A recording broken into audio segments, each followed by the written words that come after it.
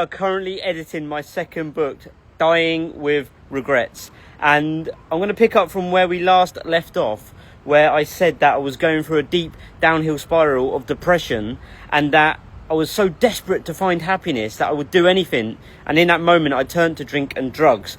And I thought that I had sort of exhausted all avenues until I realised what true happiness really was, and I started to flip my mindset to start looking at the positives rather than the negatives, and that's when I started to really improve my life. So let's carry on from where I last left off, my friends. So I later realised that real happiness was a choice, and that I had constantly been looking for this non-existent external happiness. This was the first time I asked myself the question, what are you actually upset about, Ryan? And this was a pivotal turning point for me, because there and then I grabbed a piece of paper and began to write down all of my thoughts and feelings. No one had ever suggested this to me, and it felt absolutely amazing. I was literally thinking on paper, and I could physically see all my thoughts. These were all the thoughts which had previously never made it further than the internal walls of my solid skull.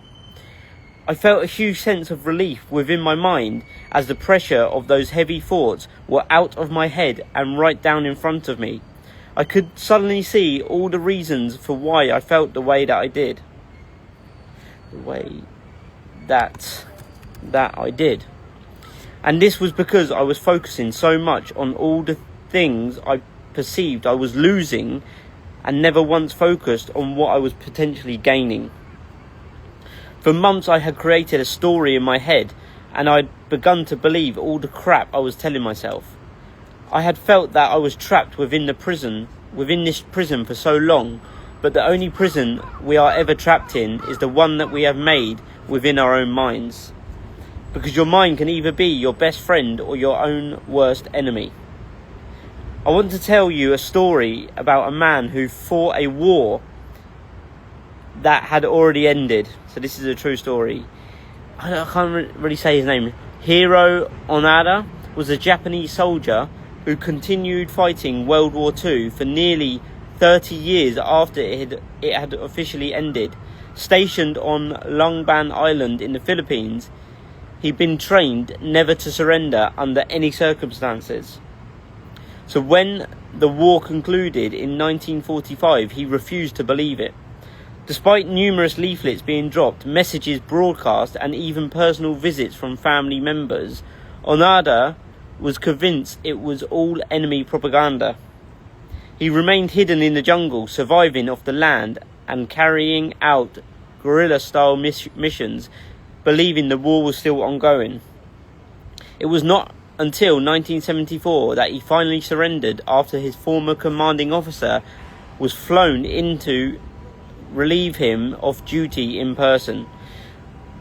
Only then did Onoda accept the truth. The war had ended nearly 3 decades earlier. His story serves as a powerful metaphor for the battles many of us continue to fight in our own minds. For a long time I was doing exactly that. I created painful and fearful stories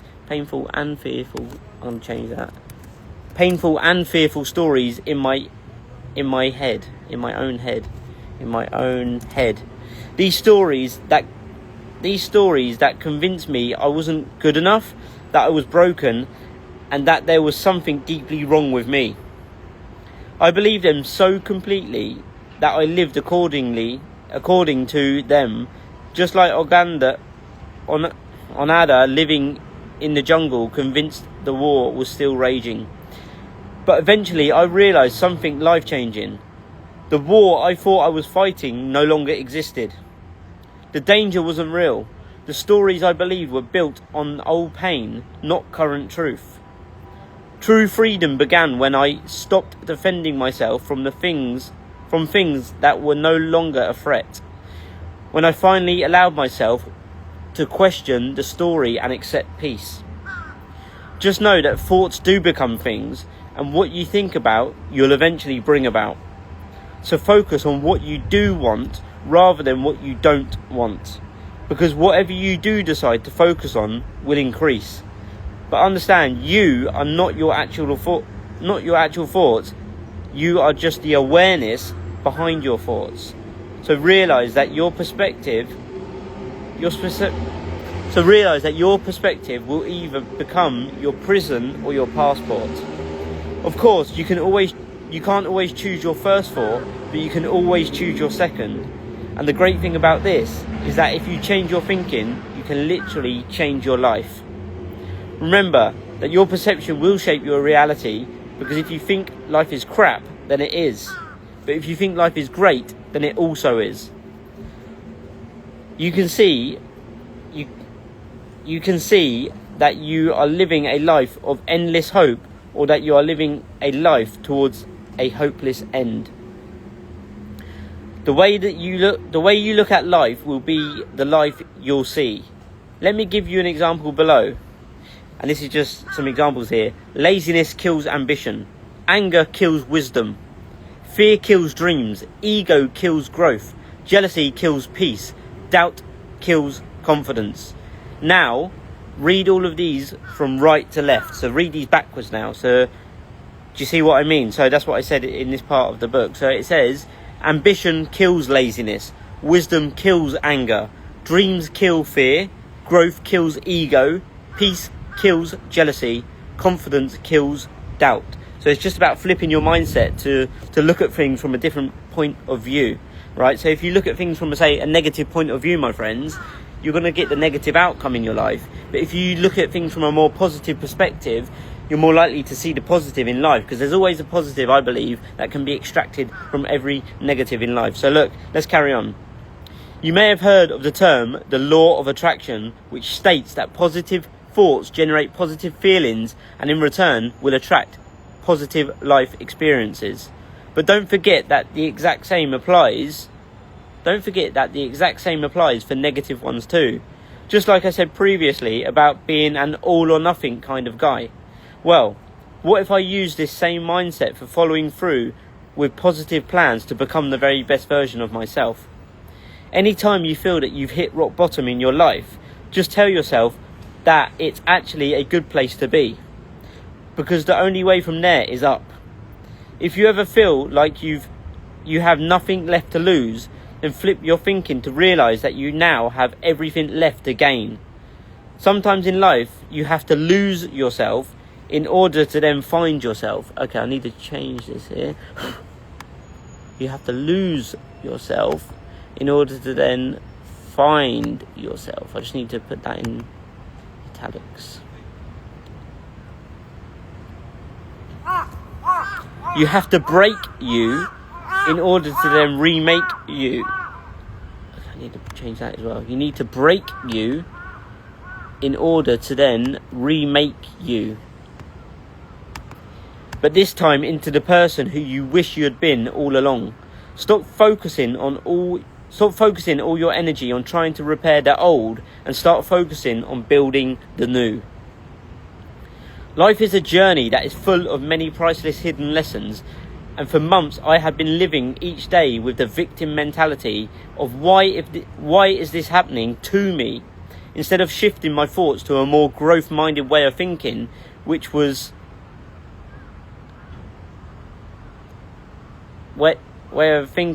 to ask myself, why is this happening for me? I began to see that these painful events were in fact all happening in my favour. I didn't see it in the moment, but now looking back from an experienced set of eyes, I can tell you that these painful events turned out to become the greatest gifts of my whole life. When I was going through those tough times, I believed it would be better to bottle up all those thoughts, feelings and emotions. However, later realised that it was actually the worst thing I could have done. And by doing so, it made things that much worse as time passed by. Reaching out for help is sometimes super scary, but believe me when I say that this is what's going to get you from where you currently are to where you want to be much quicker and less painful than trying to figure all the mess out yourself within your own mind. I realised that all the materialistic bullshit I was losing, which I never actually had before would never make me truly happy. I asked myself another question, which was, before I was in this relationship, when was the last time I said to myself, I am happy because? I didn't even need to think, as I remembered exactly when it was. It was the time I said to myself, I'm happy because I'm alive. I began to think how far I had already come in my life, and also remembered all the huge obstacles that I had already overcome. I knew that the thing which I was most petrified of, I had already battled and conquered, which was death. I felt my mindset shift as I realised you could take everything away from me, but as long as my heart was still beating, then I still had the choice to take action and decide how my journey ends. The only reason I never took my life was because I would always remind myself of my greatest fear, which was death. Thankfully for me, in this moment, my lack of decision making saved my life, as I managed to use my fear in my favour. Because of my fear of death, I procrastinated on taking any action, which allowed that life-changing / saving thought to pop into my mind. I realised that I had not been practising enough, or if any gratitude at all. In all honesty, I didn't even know what the word gratitude was in that moment. However, I started to practice it without even knowing. I realised there were so many other people all over the world that were in a much worse position than I was, because there were people who had no roof over their head or couldn't afford to feed themselves, and I had the liberty to complain about having to move back to my parents' house. I realised that the life I was living, which I called a nightmare, was actually somebody else's dream. I was lucky to be alive, because on paper I should have never survived my traumatic brain injury, as so many others who survived similar injuries to me sadly never left that hospital alive. That evening, before I went to bed, I wrote down all the things I was so thankful to have in my life. It felt so good that I did it the next evening too, and then I started doing it both morning and night. Twice a day I would now write a gratitude list, despite not even knowing what the word gratitude meant back then. But it was working. From that day on, I began to practice daily gratitude, stopped counting my problems, and started to count my blessings. Every evening I would write down in a notepad everything I was happy for in that day. I realised that there was no way I could be thankful for the large things that may come into my life if I couldn't appreciate the much smaller things that I took for granted on a daily basis. Before I knew it, I had replaced the fuck you with thank you, and realised how precious this priceless gift of life really is. I realised that we all open two gifts every single day, and that is our eyes, and that's why they call this moment the present. I now believe that gratitude is the gateway key to a life of abundance, because every day that I wrote down the things which I was thankful for, I would then feel that little bit better inside, and after a short period I began to attract more of the good things towards me. If you can't be grateful for the small things that come into your life, then what makes you think you'll ever be grateful for the big things that may come into your life? May come your way. That's what I'm going to change that. May come your way. May come your way. And if you're not grateful for what you have in your life already, then what the fuck makes you think you're going to be grateful when you've got more? So look, let's end on that one, my friends. Thank you so much. If you want to get yourself a copy of the book, jump on the wait list. It's dyingwithregrets.ryannurse.com. I'll see you on the next one. Bye bye.